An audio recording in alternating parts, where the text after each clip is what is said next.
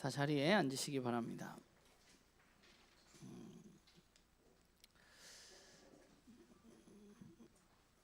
19세기에 영국의 저도 잘은 모르는데 책에서 본 겁니다. 존 달버그 액턴이라는 그런 역사학자가 있었다 그래요. 그런데 그 역사학자가 이런 얘기를 했다고 합니다. 권력은 부패하기 마련이고 절대 권력은 절대 부패한다. 여러분 이 말에 대해서 어떻게 생각하세요? 절대 권력은 절대 부패한다. 권력은 부패하기 마련이다. 이 말. 사실 이 말은 우리가 살아온 역사를 우리가 좀 되돌아본다면 맞는 말이다라는 생각이 듭니다. 절대 권력을 가지고 있었던 사람들의 삶을 우리가 살펴보면 이 액턴이라는 분이 그렇다면 이 문제를 우리가 어떻게 해결할 것인가에 대해서 답변을 좀 해줬으면 좋겠는데 그렇게 하지는 않은 것 같아요. 그런데 우리는 인류의 역사 가운데 역사 속에서 이 문제, 권력의 문제에 대해서 답을 찾으려는 여러 가지 노력들을 해왔습니다. 그래서 어떤 나라에서는 절대 권력에 대해서 혁명을 일으키기도 했고 또 오늘날 우리가 있는 민주주의나 사회주의 등의 정치 제도가 생기기도 했고 또 그 외에도 여러 종류의 어떤 타협과 또 함께하는 연합의 움직임이 역사 가운데 지속적으로 있었습니다. 많은 사람들은 권력이 늘 문제야 라는 말을 많이 하는 것 같아요. 그래서 우리들에게 권력이라는 단어가 그렇게 좋은 의미로 쓰이지는 않는 것 같습니다. 우리 교회 내에선 더욱 그런 것 같아요. 권력이라는 단어가 우리들에게 그렇게 긍정적인 의미를 가져다 주지는 않는 것 같아요. 그 이유는 아마도 우리가 그동안 살아오면서 어떤 권력이라는 게 결국 힘이잖아요. 권력을 가진 사람들이 행동한 것을 우리가 보았기 때문에 권력이라는 거에 대해서 우리가 좋지 않은 이미지를 갖고 있는 것 같고 그 권력이 조금 전에 그 액턴이라는 분이 말했던 것처럼 부패할 수밖에 없다고 생각하는 경향들이 있는 것 같아요. 그런데 또 굉장히 아이러니한 것은 무엇이냐면 또 그럼에도 불구하고 많은 사람들은 권력을 얻기 위해서 살아간다는 것입니다. 권력이 문제가 있는 것도 아는데 또 권력을 얻어야지 된다는 것도 알고 있죠. 이게 현대인들이 가지고 있는 어떤 권력이라는 것에 대한 양면성인 것 같아요. 권력이라는 게 문제를 일으킬 소지가 다분히 있지만 그러나 내가 권력을 갖는다면 나에게 그것이 조금 더 나은 삶을 가져다 줄 수 있다고 우리는 믿는 거죠. 나는 괜찮을 것 같다고 또 생각하기도 하고 이런 일들이 우리가 살아가는 사회 속에 있고 또 우리 안에 있습니다.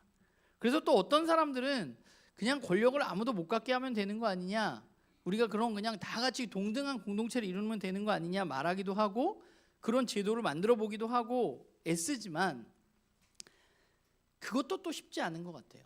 그런데 우리가 조금만 생각해 보면 우리가 그러면 권력이 문제인 것을 우리가 알겠는데 그러면 권력이 없이 우리가 살아가는 삶 속에서 살아갈 수 있는가 생각해 보자면 또 그것도 어렵다는 것을 우리는 곧 알게 돼요. 왜냐하면 우리가 살아가는 사회가 올바로 나아가기 위해서는 우리는 일반적으로 이제 오늘날 현대 사회에서는 법이라는 것을 만들고 그 법을 집행하는 누군가에게 우리가 권력을 주는 거죠. 어떤 과정을 거쳐서. 그러면 그 사람이 권력을 갖고 그 법을 집행하는 겁니다. 그런데 그 법을 집행할 수 있는 권력을 가진 사람이 아무도 없다면 우리 사회는 그러면 이 법을 어떻게 지킬 것인가 라는 문제를 우리는 갖고 있는 거죠.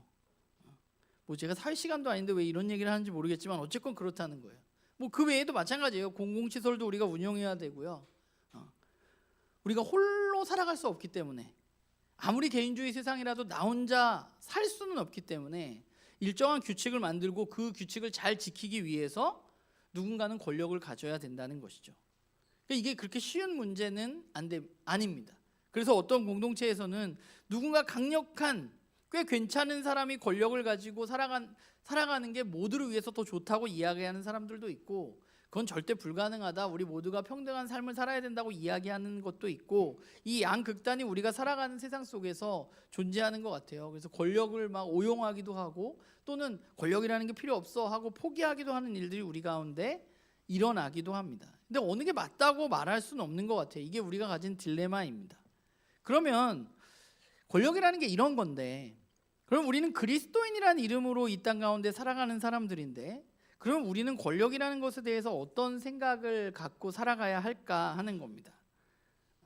우리가 말하는 권력은 어떤 것이어야 할까? 그러니까 우리가 어떤 문제를 해결하기 위해서는 늘 그래왔듯이 성경을 우리가 살펴보아야만 합니다. 권력이라는 것은 어떻게 생겨나게 된 것이고 어디로부터 권력이 등장하는 것일까에 대해서 우리는 좀 생각을 해봐야겠죠. 성경을 보면, 그리고 성경의 제일 앞을 보면 창세기 1장에 권력이 등장합니다. 창세기 1장 28절에 보면 우리가 잘 아는 말씀인데 이렇게 말하죠. 하나님이 그들에게 복을 주시며 하나님이 그들에게 이르시되 생육하고 번성하여 땅에 충만하라, 땅을 정복하라, 바다의 물고기와 하늘의 새와 땅에 움직이는 모든 생물을 다스리라 하시니라. 누구에게 한 말이죠? 하나님이 누구에게 했어요? 아담과 하와에게 했죠. 사람에게 한 말입니다. 하나님은 인류가 생겨난 이래로 이제 하나님이 아담과 하와 그 사람들에게 뭘 주셨어요? 권력을 줬어요. 무슨 권력을 줬어요? 땅에 움직이는 모든 생물을 다스리는 권력을 주었어요. 이름도 아담과 하와가 지었고요. 그게 잘 자라가도록 아담과 하와가 돌봐야만 했습니다. 그러니까 하나님은 이 땅에 있는 모든 생물들을 다스릴 수 있는 힘, 그런 권한, 그걸 누구에게 주었느냐? 하나님의 형상으로 만들어진 사람들에게 주었습니다. 그러니까 권력이라는 것이 성경은 뭐라고 말하느냐? 어디서 생겨났느냐? 하나님이 인간에게 주신 것이라는 거예요. 그 힘은 어디로부터 왔나? 하나님이 주셨다는 거예요. 그렇다면 하나님이 인간에게 권력을 주셨으면 하나님이 인간에게 권력을 주신 이유는 무엇일까? 하나님 여기 보면 창세기 1장 28절에 이 땅의 모든 생물들을 잘 다스리라. 그럼 이 말의 의미는 뭘까? 사실 인류의 역사를 살펴보면 인간은 하나님이 주신 권력에 대해서 크게 오해했기 때문에 오늘 우리와 같은 세상을 우리는 만나게 되는 거죠. 하나님이 땅의 모든 생물을 다스리라 라는 말을 마치 우리는 이 땅에 있는 모든 것들을 우리 마음대로, 인간의 마음대로 그냥 막 해도 된다는 것처럼 여기는 시대를 지나왔습니다. 뭐 지금은 많이 그렇진 않지만.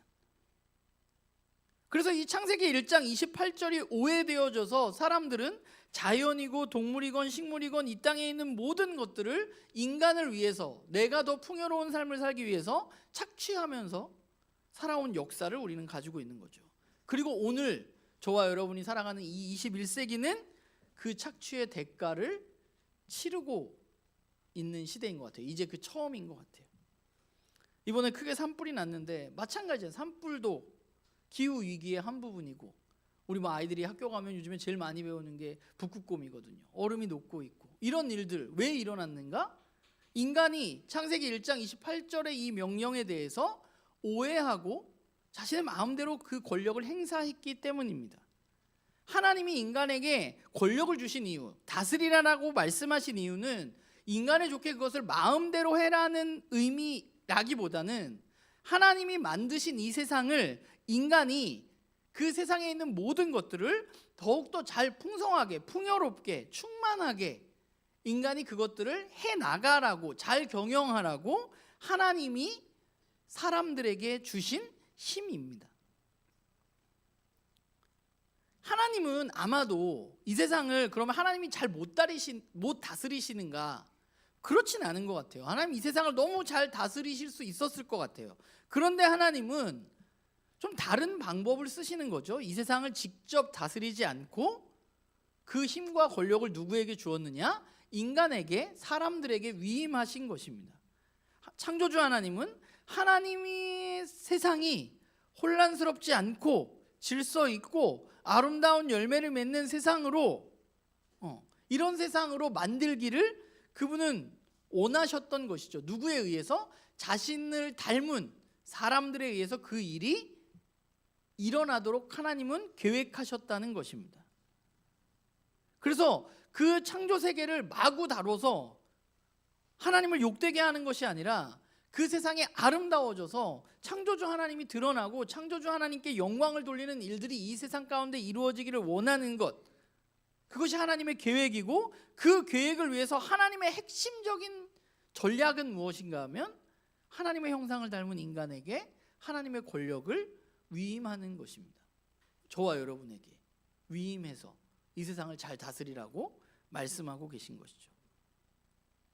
그러면 하나님이 우리들에게 그런 권력을 주셨는데, 그럼 하나님이 이 권력이, 이 힘이 어떻게 사용되어지기를 원하는가? 뭐 성경을 보면 여러 가지 본문들이 나와 있는데 시편 72편에 보면 하나님 원하시는 왕에 대한 이야기가 나와요. 이런 왕에 대한 이야기가 나오는데 거기 보면 뭐라고 나와 있어요?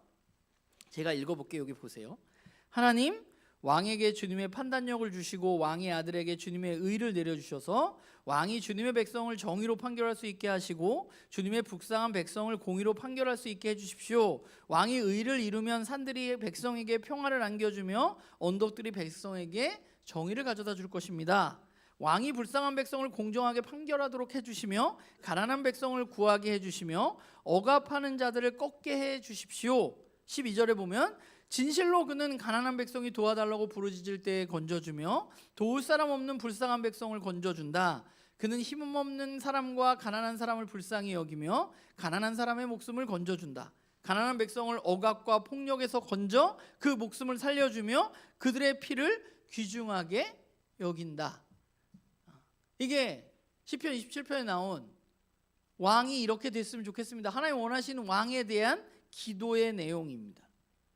하나님 권력을 주신 이유는, 힘을 주신 이유는 여기에 나와 있는 모습으로 우리가 다스려야 한다는 것을 의미하는 거예요. 하나님이 왕을 세우게 되시는데 이스라엘에도 하나님이 사울, 다윗 이런 왕을 세우신 이유는 뭐냐 하면 하나님을 겸손하게 의지하는 왕을 통해서, 그래서 그 왕이 하나님으로부터 배운 지혜와 하나님의 판단력을 바탕으로 자신에게 맡겨진 자신의 공동체를 잘 다스려서 사람들에게 정의를 행하고 치유와 회복을 가져다 주시기 위해서 하나님은 왕을 세우신 것입니다.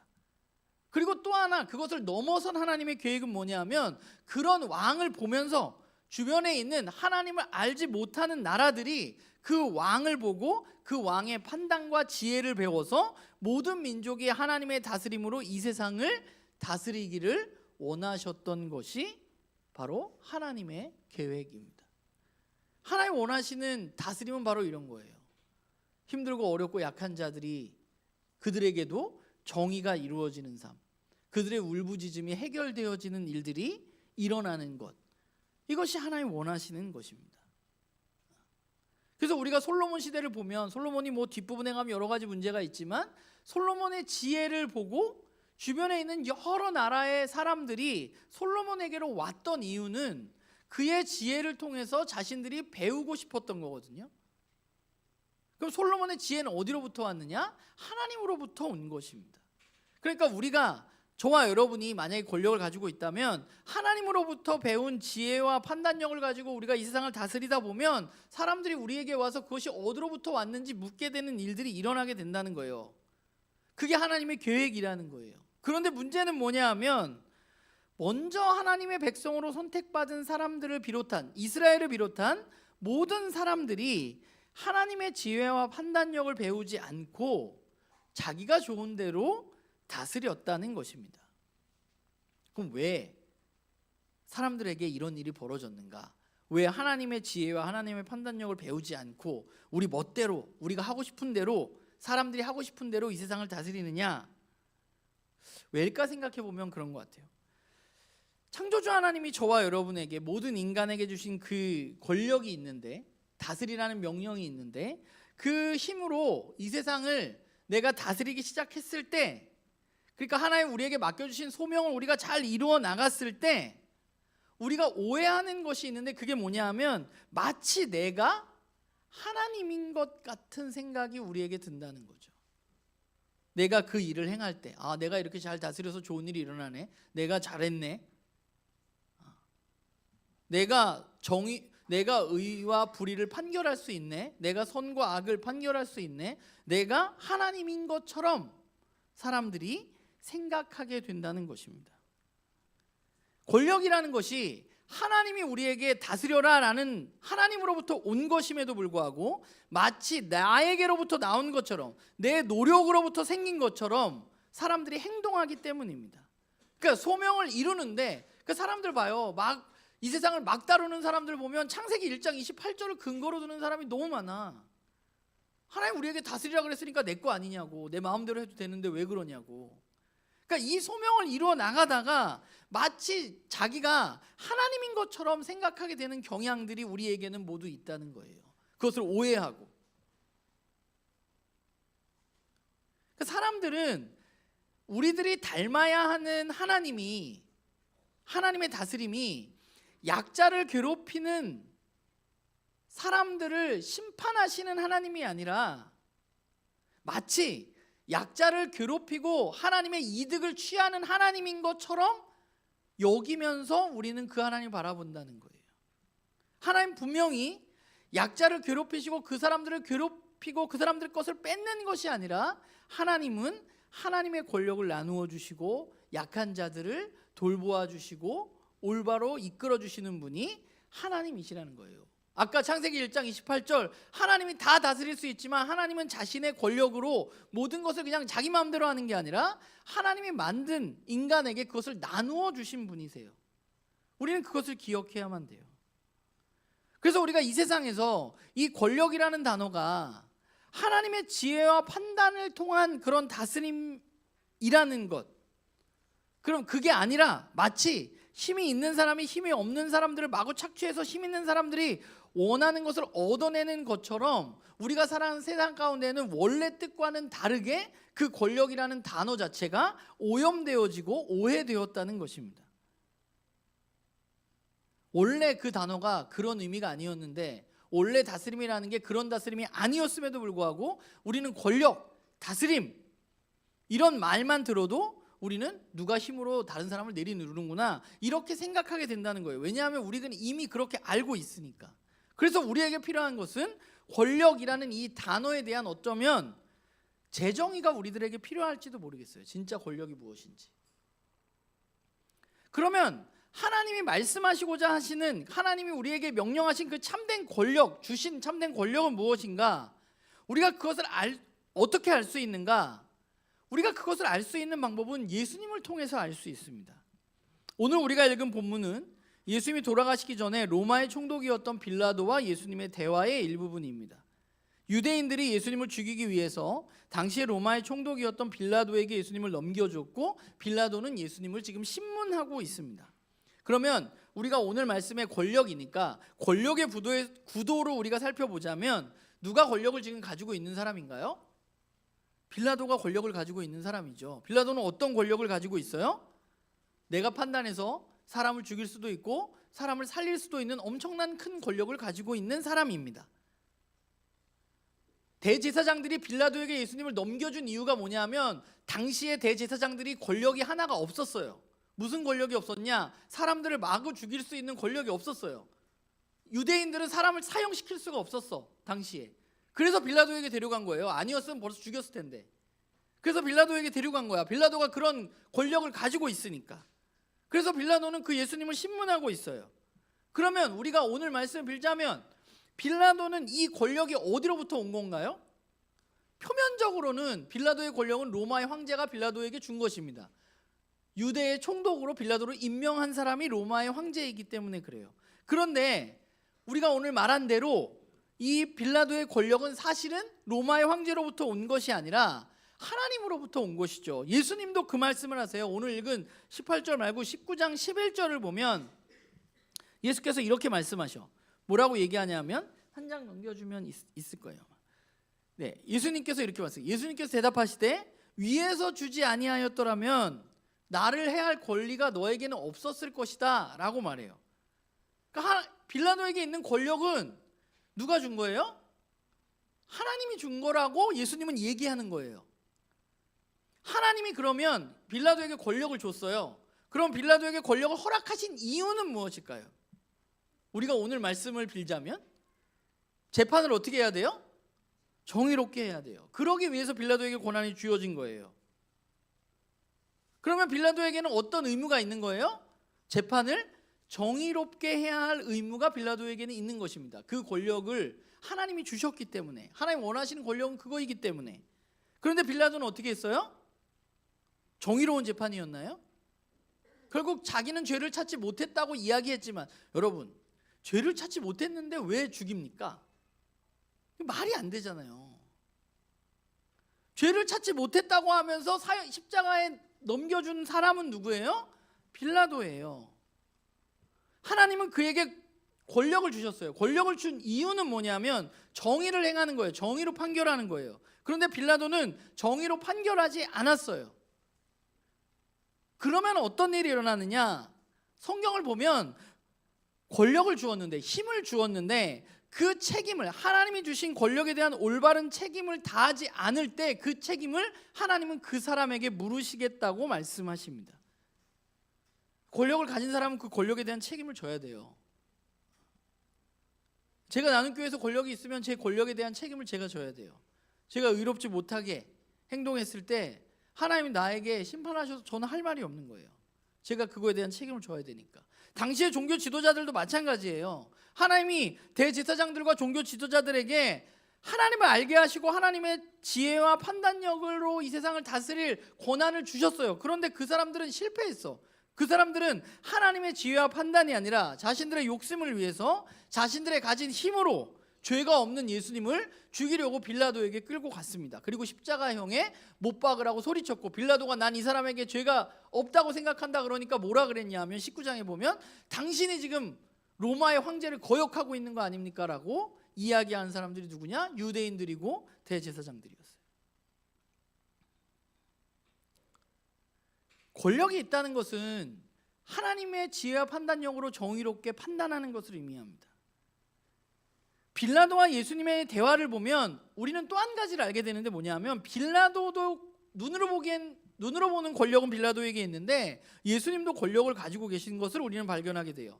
오늘 말씀 36절에 보면 예수님은 뭐라고 말하냐면 내 나라는 이라고 말해요. 예수님에게 나라가 있어. 예수님이 왕이야. 나라는 권위이고 권력입니다. 그러니까 예수님을 통해서 이 땅에 두 종류의 나라와 두 종류의 권력이 있다고 말씀하고 계세요. 그런데 예수님의 나라는, 내 나라는 이 세상에 속한 나라가 아니라고 말씀하십니다. 우리가 여기서 한 가지 근데 오해하지 말아야 될 것은, 예수님이 말씀하시는 내 나라, 즉 하나님의 나라가 이 세상에 속하지 않았다는 것이 이 세상과 무관하다는 게 아니에요. 예수님 말씀이 내 나라는 하늘에 있으니까 이 땅에서 전혀 신경 쓸 게 없어 라고 말씀하시는 게 아니라, 예수님의 나라는 이 세상에 속한 나라는 아니지만, 속해 있진 않지만 이 세상을 위한, 이 세상 속에 있는 새로운 나라입니다. 그러니까 이 세상에는 두 나라가 있는 거예요. 세상을 위하지 않고 자신만을 위하는 권력자들이 다스리는 세상 나라와, 세상에 속하지 않았지만 온 세상을 위해서 존재하는 진짜 하나님의 나라가 있는 것이고, 그 나라에 각각의 권력이 있는 것입니다. 그런데 세상 권력은 정의롭게 행동해야 되는데 그렇지 못했어요. 계속해서. 그런데 예수님이 다스리시는 나라의 통치 방식은 어떠냐? 거기에 권력은 어떻게 작동하느냐? 오늘 36절에 보면 예수님이 자신의 나라가 세상에 속한 것이었다면 예수님의 제자들이 어떻게 했을 거라고요? 내가 여기 잡혀오지 않게 싸워서 유대인들에게 날 넘겨주지 않았을 거야 라고 말씀하시는 거예요. 세상의 방법은 뭐냐 하면, 세상의 힘은 무력과 힘을 사용해서 자신이 원하는 것을 이루는 것입니다. 요한복음에 살펴보면 예수님이 겟세마네 동산에서 가룟 유다가 와서 잡혀가실 때 장면을 조금 더 다른 복음서보다는 자세하게 기록해요. 그래서 베드로가 자신의 품에 품고 있었던 칼을 꺼내서 누구의 귀를 잘라요? 제사장의 종이었던 말고의 귀를 자르는 사건이 나옵니다. 그때 베드로가 한 행동이 뭐예요? 세상 나라에서 쓰는 방법이에요. 세상 나라의 권력이 일반적으로 사용하는 방법이에요. 내가 가지고 있는 무기를 통해서, 힘을 통해서 내가 원하는 것을 이루려는 거예요. 그런데 예수님이 그 베드로에게 뭐라고 말씀하시냐면 칼을 집어 넣으라고 말씀하십니다. 그리고 말고의 귀를 치유해 주십니다. 예수님의 나라는 세상 나라와는 분명히 다른 방식으로 움직여요. 예수님이 이 땅에서 보여주신 권력은 정말로 원래 하나님이 꿈꾸고 계시던 왕의 권력의 모습입니다. 아까 우리가 살펴보았던 이상적인 왕의 모습을 우리는 시편 72편의 모습이 예수님의 모습이라고 우리는 볼 수 있는 거죠. 예수님이 권력을 사용하시는 방법을 보면 우리는 하나님이 말씀하시는 참된 권력이 무엇인가 알 수 있는데, 예수님이 이 세상에서 자신의 나라의 권력을 드러내기 위해서 내가 권력을 가지고 있어. 내가 하나님 나라의 주인이야. 내가 왕이야. 라고 말씀하시면서 선택하신 방법은 무엇인가? 한 일은 무엇인가 하면 제자들의 발을 씻기고 사람들을 살리기 위해서 자신의 목숨을 내어놓는 희생이었습니다. 그게 하나님 나라의 권력의 모습이에요. 예수님은 고난받는 사람들을 사랑하는 것을 통해서, 친구를 위해서 목숨을 내어주시는 것을 통해서, 자신의 제자들의 발을 씻기는 모습을 통해서 자신의 권력이 이뤄야 한다는 사실을 우리들에게 보여주셨습니다. 그리고 예수님이 우리를 위해서 돌아가셨을 때 그 힘은, 그 권력은 우리에게 어떤 일을 만들어냈느냐? 우리가 이제 더 이상 세상 나라의 권력의 지배를 받지 않을 수 있는 힘이 우리에게 생기게 된 거죠. 어둠의 권세에서 우리가 해방되어지는 능력을 예수님이 십자가의 죽음으로 보여주신 것입니다. 그게 하나님 나라의 권력의 모습입니다.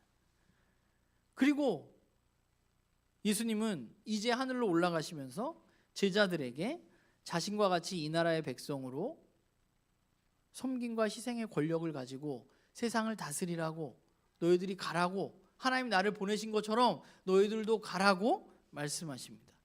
결국 우리는 어떻게 살아가야 되느냐? 예수님이 걸어가셨던 길을 우리는 살아가야만 돼요. 우리는 지속적으로 예수님을 바라보면서 그 나라의 권력이 어떤 것인지 배워나가야만 돼요. 우리가 기억해야 하는 것은 예수님도 하나님의 형상이시고 우리도 하나님의 형상으로 만들어진 사람들이라는 거예요. 우리는 예수님의 신성을 너무 강조하다 보니까 예수님이 우리와 너무 차원이 다른 분처럼 생각하는데, 성경은 예수님도 보이지 않는 하나님의 형상이라고 얘기하고 있고 우리도 하나님의 형상으로 만들어졌다고 말하고 있어요. 그러니까 결국 이 말은 우리가 예수님과 같은 권력을 가진 사람으로, 하나님 나라의 권력을 가진 사람으로 이 땅 가운데 살아가는 것이 불가능하지가 않다는 거예요. 우리도 그렇게 살아갈 수 있는 존재들이라는 것입니다. 우리 모두는 하나님 우리들에게 권력을 위임해 주셨습니다. 그리고 그 권력으로 이 땅 가운데 하나님 나라를 드러내는 사람으로 살아가기를 우리들에게 명령하셨습니다. 그리고 예수님이 승천하신 후에 하나님은 우리가 그 하나님 나라의 권력을 하나님 나라에 맞게 사용하기 위해서, 섬김과 희생으로 살아가기 위해서 하나님은 우리에게 성령님을 보내주셨습니다. 우리가 그 길을 걸어가기 위해서 우리는 성령님과 함께 해야만 합니다. 내가 가진 힘을 과시하는 것이 아니라 세상과 사람들을 회복하고 그 일들을 우리가 해나가야 되는데, 그게 어떻게 가능하냐? 내가 아니라 성령님의 능력으로 가능하게 된다는 것입니다. 그렇게 우리는 살아가야 돼요. 그리고 또 하나, 우리는 우리 스스로 할 수 없다는 것, 우리의 약함과 실패를 인정해야만 합니다. 세상 나라의 권력으로 이 세상에 진정한 평안이 있을 수 없다는 사실, 그리고 나도 여전히 권력이 문제가 있지만 나도 그 가운데 세상의 권력을 추구하면서 또 그 권력으로 무언가를 이루려고 했다는 사실을 우리는 인정하고 우리는 그 사실을 받아들여야만 돼요. 나는 여기 나와 있는 사람들하고 좀 다른 사람이 아니라, 나는 빌라도랑은 좀 다른 사람이 아니라 그냥 나도 별반 다르지 않은, 나도 똑같은 사람이었다는 사실을 우리는 인정해야만 합니다. 그리고 우리가 그것을 인정하게 될 때 주님이 우리에게 주시는 권력을 가지고 성령님과 함께 우리는 새롭게 정의된 권력으로 우리에게 맡겨진 사람들을 섬기고 사랑해야만 합니다. 예수님이 그러셨던 것처럼 그것이 이 땅 가운데 우리가 참된 권력을 회복하는 길입니다. 저는 여전히 기독교가 이 세상에 참된 이정표가 될 수 있다고 믿습니다. 깨어진 세상 가운데 우리가, 저와 여러분이 바른 길을 제시할 수 있는 사람들이라고 저는 믿습니다. 그래서 이번 시리즈에 나오는 이야기들이, 제가 앞에 사회 시간 같은 얘기를 하긴 했지만, 이번 시리즈에 나오는 말들은 모두 세상 사람들이 그냥 일반적으로 사용하는 말들이잖아요. 권력, 사랑, 아름다움, 이런 거. 세상 사람들이 그냥 그것을 권력이 있으면 행복하겠지, 사랑이 있으면 행복하겠지, 아름다운 게 좋은 거지, 일반적으로 생각하는 그런 막연한 이해들을 갖고 있는 그 세상 사람들의 생각에 저와 여러분이 해야 할 일은 그 단어가 가지고 있는 원래의 의미를 우리는 재정의해 줘야 돼요. 참된 정의, 참된 사랑, 참된 권력, 참된 아름다움, 참된 지식, 참된 진리, 누가 보여줄 거냐? 저와 여러분들이 해야 할 일입니다. 저와 여러분이 바른 이정표가 되어야만 돼요. 바른 이정표가 우리가 되기 위해서 우리는 세상의 가치에 오염된 그 단어들로부터 좀 나와서, 우리 스스로가 거기서 나와서 우리가 먼저 참된 이정표가 어떤 것인지 성경을 통해서 알고 그 이정표가 되도록 우리가 우리의 삶 속에서 살아가야만 하는 거죠. 오늘 우리가 권력을 배웠으면 참된 권력은 내가 원하는 것을 힘으로 얻기 위해서 필요한 것이 아니라 이 세상을 더 나은 세상을 만들기 위해서 내가 희생과 섬김이 필요하다는 사실을 우리는 알아야만 하고, 하나님 그것을 위해서 나에게 그런 권한을 부여하셨다는 사실을 우리는 믿음으로 받아들이고 그런 삶을 살아가야만 합니다. 저는 저도 여전히 부족하고 요즘에 그런 생각 더 많이 하긴 하는데, 여전히 부족한 사람이지만, 그러나 우리 공동체에도 여전히 부족한 것들이 있겠지만, 그러나 저와 여러분이 좀 그런 깨어진 세상 가운데 그런 이정표를 잘 제시하는 사람들로 우리가 살아가기를 소망합니다. 권력을 가지고 있다는 건 저런 거지, 사랑을 한다는 건 저런 거지, 정의롭다는 건 저런 거지, 진리를 소유하고 있다는 건 저런 거지. 저와 여러분의 말과 저와 여러분의 삶을 통해서, 또 우리의 공동체를 통해서 하나님 원래 우리에게 주시고자 하셨던 그 세상이 회복되어지는 일들이 일어나기를 주님의 이름으로 부탁을 드립니다. 기도하겠습니다.